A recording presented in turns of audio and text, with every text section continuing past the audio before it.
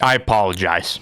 I apologize, guys. UFC 300 was not my finest hour when it came to making plays. Now, I did something outside of the norm for me betting on every single fight. I like to break down fights and really in-depth look at fights to try and leave me with the best bet. And in this case, big event, major event, I wanted to make a major move with an exciting type of video, so we bet on every single fight. Now, that didn't go so well.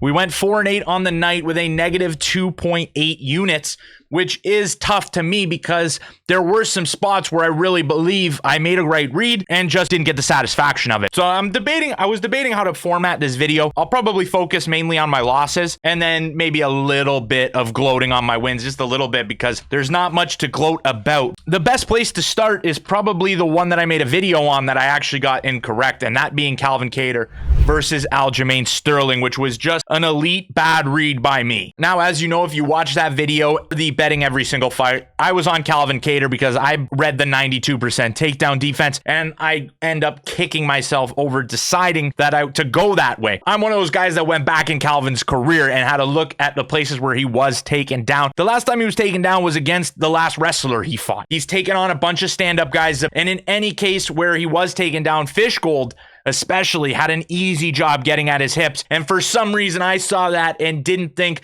that the best bantamweight grappler who's coming up, who is big for bantamweight, who fits in at 145 well, wasn't going to be able to do it. The other thing in the back of my mind was, I feel like flyweight to bantamweight is a little bit easier of a transition than bantamweight to featherweight. I look at the featherweights as in another tier above the bantamweights. In my opinion, you don't see that jump, whereas in the flyweight division, you see them jumping to bantamweight and having success. Davison Figueiredo, Henry Cejudo, etc., etc.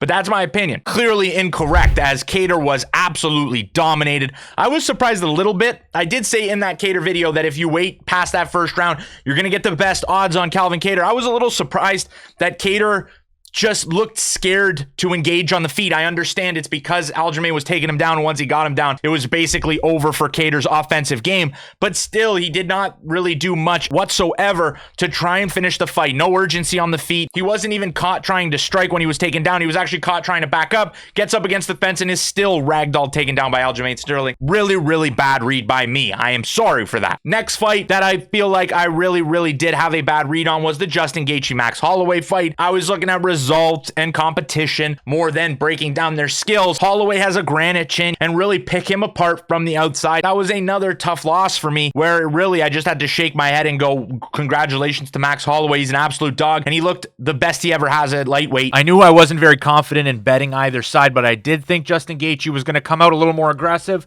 and get the significant strike nod in that first round.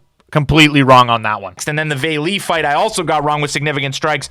I don't know what I was thinking. This fight I should never have bet on, personally. It was a dumb play, but I felt like my other picks were going to pull me back out of the mud, but it ended up being a really devastating play for me. I had Weili above 30 significant strikes. I think she may have had 7. She ended up finishing the round with 17, so much below both her significant strike line and the one that I went with, 30 plus. She almost didn't even get half of what I thought she was going to get. And it just reassured me, when I place bets on that, it's 99%, not 99% of the time, it's probably 70% of the time that I'm going under on the significant strike lines, because they are usually set pretty high in the first round, especially in high-level fights like this, with a heavy-handed striker like Yan. Yan's hands are pretty powerful. She was able to drop Weili in the fight, but in that kind of fight, the first round is usually a feel-out round. We get 2 minutes at the start with very limited engagements. Weili still had a lot of success, but not where I thought she would, with the strikes, with the kicks to the body, the head kicks, the leg kicks. I thought they were going to add up. Other than that, oh, also the Kayla Harrison fight. This was a bad one, man.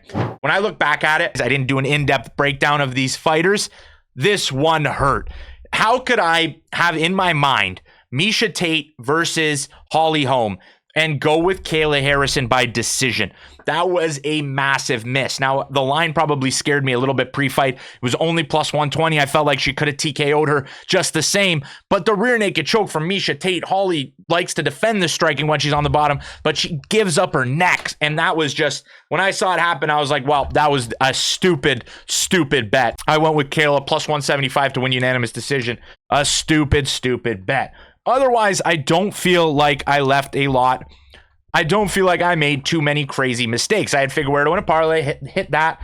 Bobby Green, Jim Miller, I had under 2.5 rounds. They almost finish it after 2.5 rounds. They almost finish it. Still goes the distance. I thought Jim Miller was going to do a little bit more grappling, and Bobby Green almost got him out of there. So that bet, it's a tough one, but that was plus money. So it was the underdog play, and it looked like the underdog play throughout. A lot of people were probably on the over. So I understood that. Andrade Marina Rodriguez, read that one perfectly. That one I did research on the week prior. That one I read really, really well, in my opinion.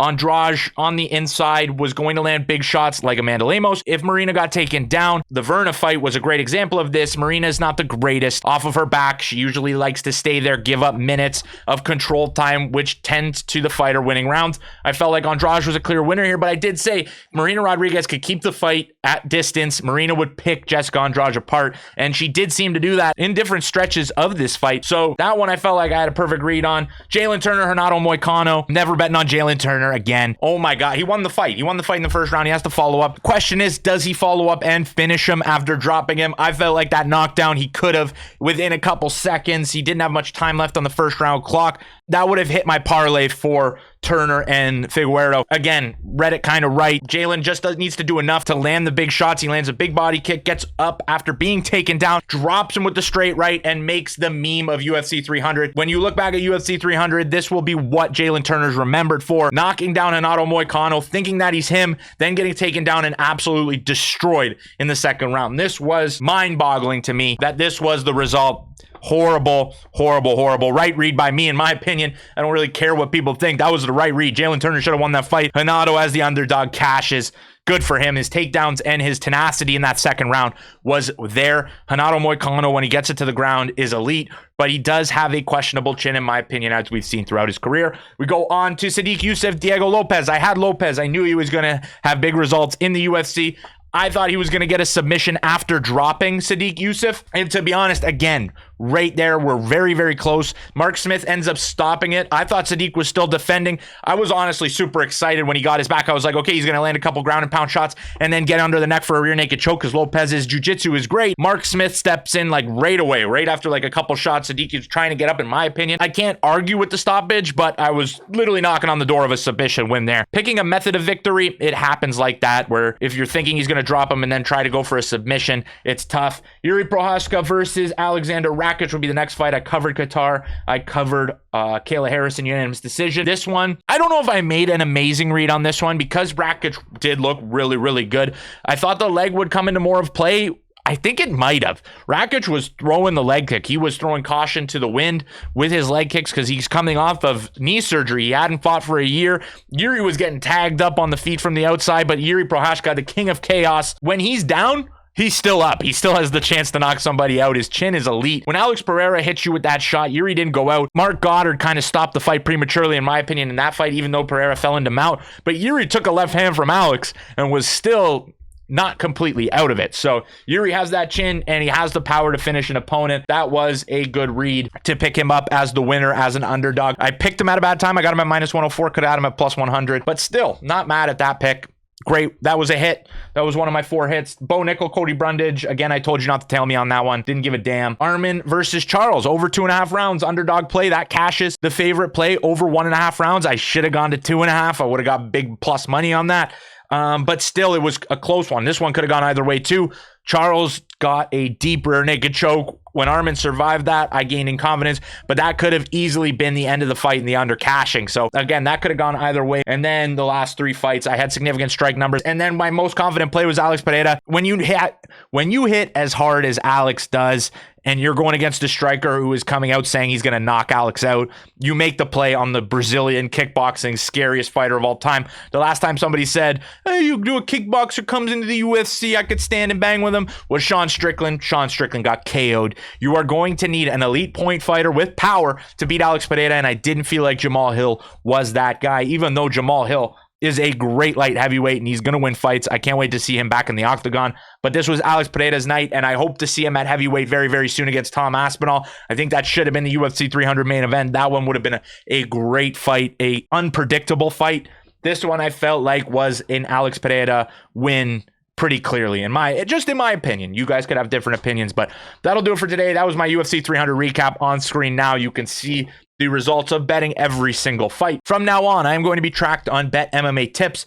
I made a page, Combat Sports Central. I'm going to be tracking my plays. Focus on my best bet videos if you're going to tail me, or if you think I'm just a losing bettor, fade me as much as you want, my friends, but I'm going to keep at it. We are PFL this weekend and the next UFC fight night the weekend after, with a little bit of great boxing thrown in.